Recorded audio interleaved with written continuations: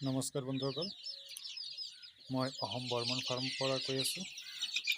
এতিয়া মোৰ সোণালী মুৰ্গী 120টা আনিছিলোঁ, তাৰ পৰা 2টা ঢুকাইছিলে। আজি সিহঁতৰ বয়স 22 দিনমান হ'ল। 3টা ভেকচিন অলৰেডি কমপ্লিট কৰিলোঁ। আজি সিহঁতক বৰ্ডিঙৰ পৰা বাহিৰত ওলাই দিছোঁ অলপ ৰ'দৰ কাৰণে।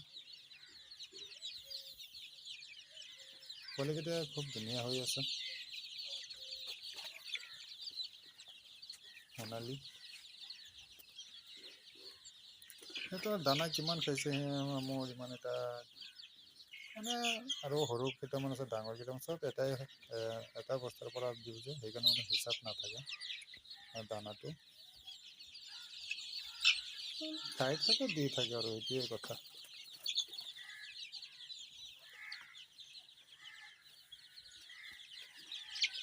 কাইলৈ বা পৰহিদিনা সিহঁতৰ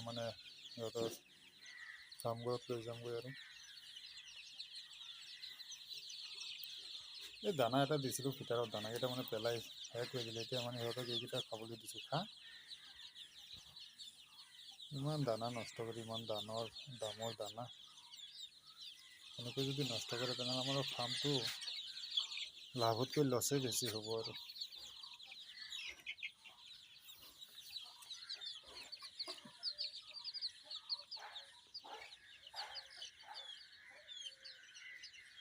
সোণালী মুৰ্গী মোৰ 2 মাহমান ৰাখিম, চাম কিমান ৱেইট হয় আৰু।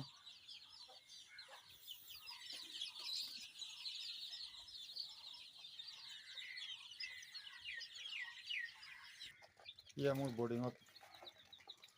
বৰ্ডিং চলি আছে। আৰু 300মান পোৱালি আনিছোঁ আপোনাৰ আজি 3 দিনমান হ'ল।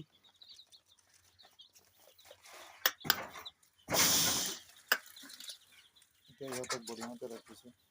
লাইট এতিয়াও দি থৈ আছোঁ, মানে ৰাতি দিনে 24 ঘণ্টা লাইট এতিয়া সিহঁতক দিয়ে থওঁ। পোৱালিকেইটা 300 পোৱালিৰ পৰা এটা পোৱালিহে ঢুকাইছে, আৰু এটা পোৱালি মানে নষ্ট হোৱা নাই। যিটো পোৱালি ঢুকাইছে, মই যেতিয়া আনিছোঁ তেতিয়াই চাইছোঁ পোৱালিটো মানে অলপ খোজকাঢ়িব নোৱাৰে, সেইটোৱে ঢুকালে আৰু। সোণালী পোৱালি ইয়াত 300মান আছে। আজি 3 দিন হ'ল।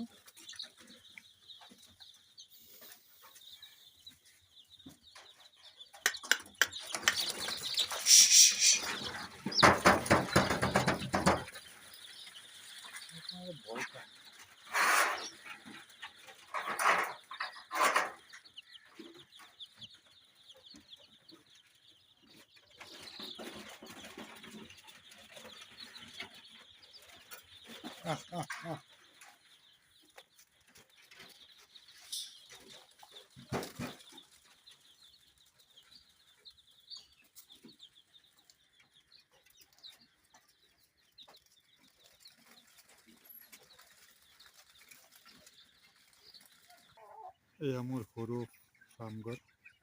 ইয়াতে মই টাইগাৰ মুৰ্গী উঠাইছিলোঁ 50টামান, বিক্ৰী কৰোঁতে এতিয়া মাত্ৰ 8টামান আছেহে।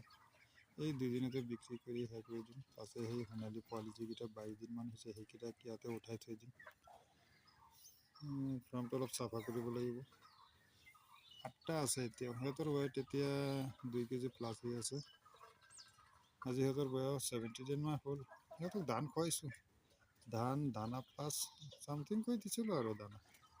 ইমান বেছি এটা দানা দিয়া নাই, কমকৈ দিছিলোঁ। দানাই বেছি খাইছিলোঁ, সেইকাৰণে ৱেইটটো অলপ কমি আহিছে। নহ'লে আৰু অলপ ৱেইট আহিলেহেঁতেন।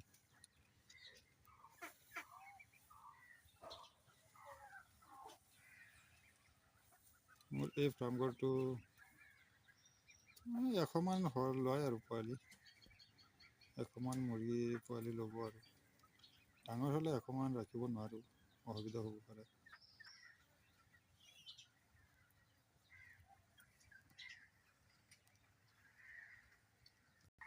এয়া মোৰ হাঁহ, হোৱাইট পেকিং হাঁহ এতিয়াও 26টামান আছে।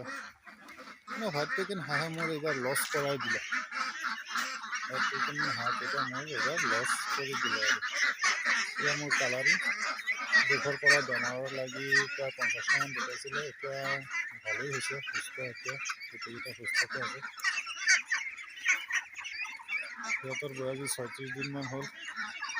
সৰু ডাঙৰ হৈ আছে বহুতকেইটা হাঁহ। মানে বেমাৰ লাগিছিলে যে সেইকাৰণে বহুত প্ৰব্লেম হৈছিলে সিহঁতৰ। মেডিচিন এণ্টিবায়'টিক খুৱাওঁতে মানে সিহঁতৰ অৱস্থাটো নাইকিয়া হৈ গ'ল। তেনেকৈ যে এইকেইটা মানে টিকি বাচি আছে সেইটোৱে মই ধন্যবাদ আৰু ভগৱানৰ ওচৰত ধন্যবাদ জনাওঁ। নহ'লে চব গ'লহেঁতেন, লাভে চব লছ লাভকে সমান হৈ গ'লহেঁতেন।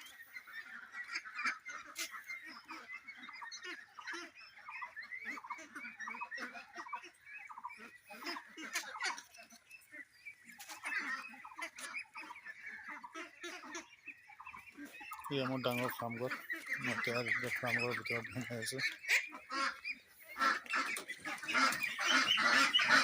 ফাৰ্মঘৰত ভিতৰতে সোমাইছে, কেইটামান আছে। ইমান ধুনীয়াকৈ ৰাখোঁ, তেনেহ'লে যে সিহঁতৰ বেমাৰ লাগে না, এইটোৱে বেয়া লাগে।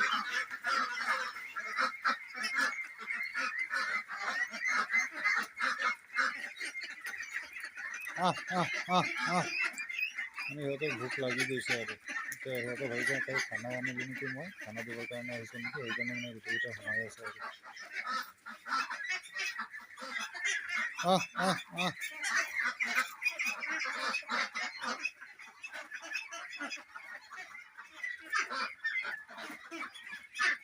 কালাৰিং হাঁহ কেইটামান ডাঙৰ ভালেই হৈছে আৰু কেইটামান এনেকুৱা সৰু সিহঁতে মানে 1 পোৱামান হ'ব ৱেট, আৰু কেইটামান 1.5 কেজিমান হৈ যাব, কেজিৰ ওপৰত 1.5 কেজি হৈ যাব। কিছুমান কেজিৰ ওপৰত হ'ব, কিছুমান আধা কেজি, মানে এইবিলাক আৰু এভাৰেজ কি ক'ম, নোপোৱাটোৱে ভাল।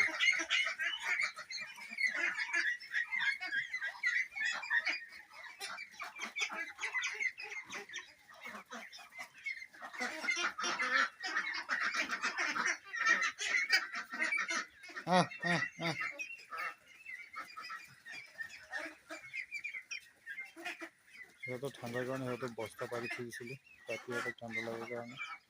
সিহঁতৰ অলপিনে হাৱাটো উলিয়াই উঠিব নোৱাৰে।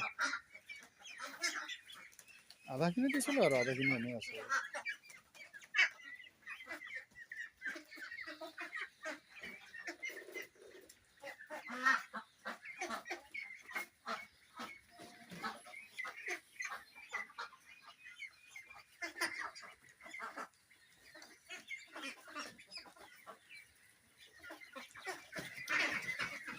আজিলৈ এইখিনিয়ে বন্ধুসকল, ধন্যবাদ, নমস্কাৰ।